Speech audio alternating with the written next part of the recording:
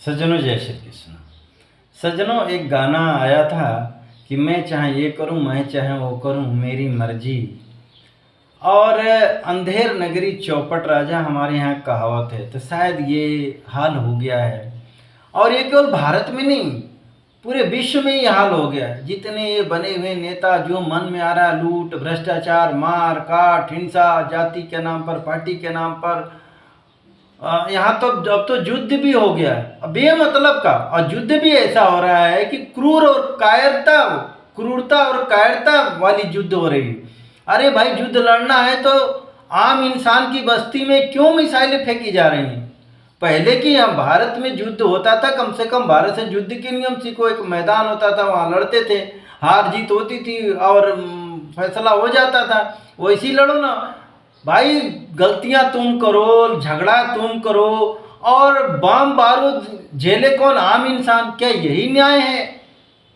भारत में न्यायपालिका के ऊपर एनसीईआरटी बुक में लिखवा दिया गया तो उन कर्मचारियों को बर्खास्त कर दिया गया, उनके ऊपर और पता नहीं क्या क्या, और सरकार भी बोल रही कि जवाबदेही होनी चाहिए। अरे भाई क्या न्यायपालिका की जवाबदेही है क्या? लाखों लाखों पेंडिंग पड़े हुए हैं, उसकी जवाबदेही। बेगुनाह लोगों को 40-50 साल तक जेल में भर दिया जाता है, बेगुनाह लोगों को पुलिस मार का पीट करके उनको अपंग बना देती है, मार डालती है, कोई जवाबदेही नहीं। कितना भ्रष्टाचार हो रहा है, कितने नेता मंत्री के पैसे पकड़े जाते हैं, कितना जज महंगे पकड़े जा रहे हैं, इनकी जवाबदेही कौन तय करेगा भाई? इसका मतलब कोई नेता मंत्री पुलिस अधिकारी बन जाता है तो उसकी जवाबदेही खत्म, वो भगवान से ऊपर हो जाता है। अरे भाई आम जनता की तो भगवान भी यदि गर्म और ठंडा ज़्यादा मौसम होता है तो भगवान को कोसने लग जाती है। लेकिन आप लोग क्या भगवान से भी ऊपर हो गए कि जो मर्जी आए वही काम करें?